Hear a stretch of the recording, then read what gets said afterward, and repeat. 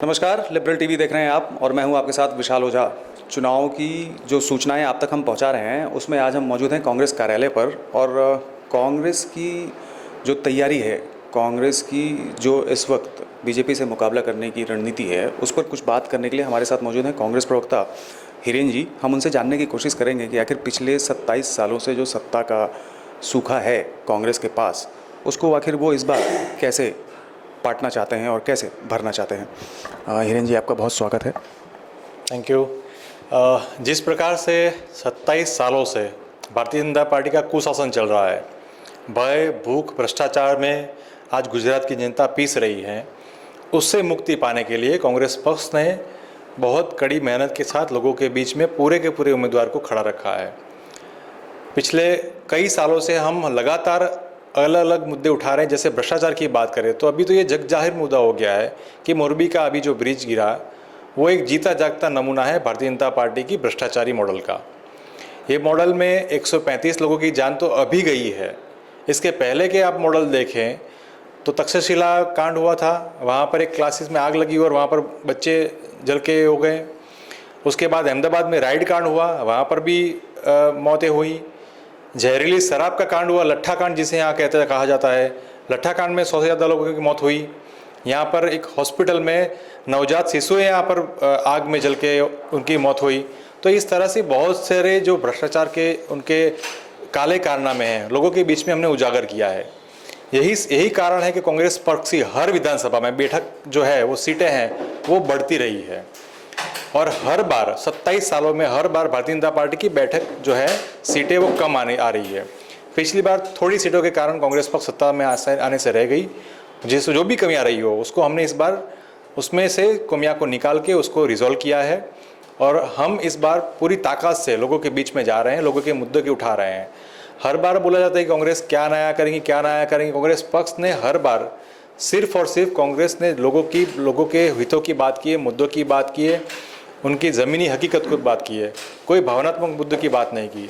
आज पूरे देश में ये माहौल चला दिया जाता है कि जब चुनाव आता है तब या हिंदू मुस्लिम हो जाए, जाति जाति पे उनको डिवाइड कर दिया जाए, इस तरह के 370 की बात हो, भारत पाकिस्तान की बात हो, इस तरह से अलग अलग मुद्दे लाकर लोगों को जो मेन मुद्दे हैं उनसे उनको डाइवर्ट किया जाता है। 17 में भी हमने पूरी ताकत से बताया था कि बेरोज़गारी बहुत से बड़ा मुद्दा है। यहाँ पर मैं भी बेरोज़गार करके कैंपेन हमने उस टाइम भी चलाया था। विकास पागल हो गया, हमने बताया कि ऐसा है, पागल विकास हमको नहीं चाहिए।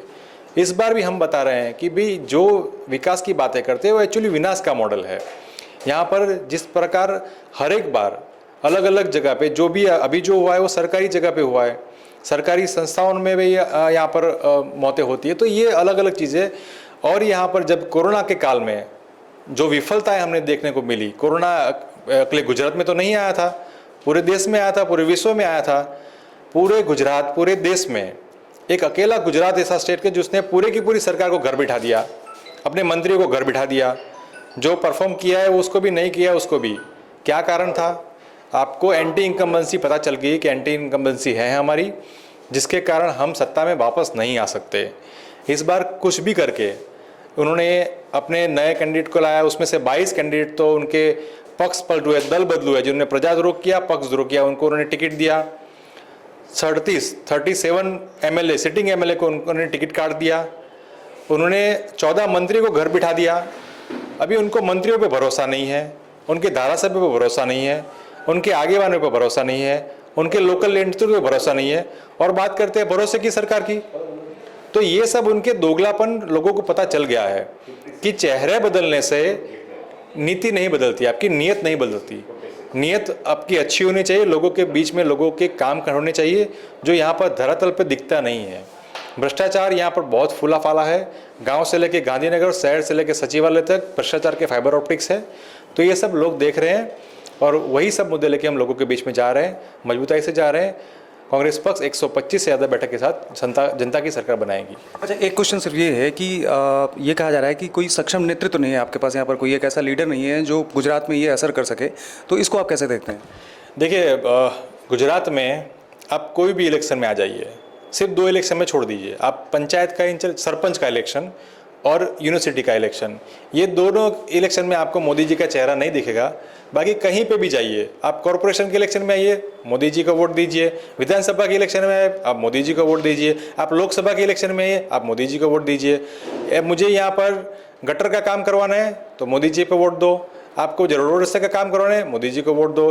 एक चेहरे के अलावा उनके पास कोई चेहरा नहीं है।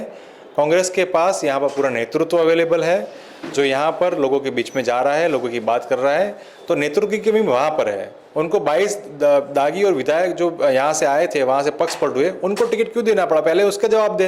अरे उनके पास नेतृत्व है, वो कैडर बेस की बात कर रहे हैं, अपने कार्यकर्ताओं को लीडर नहीं दे सकते और टिकट नहीं दे सकते, फिर कांग्रेस पर के नेतृत्व पर सवाल उठने की बात ही होती नहीं है।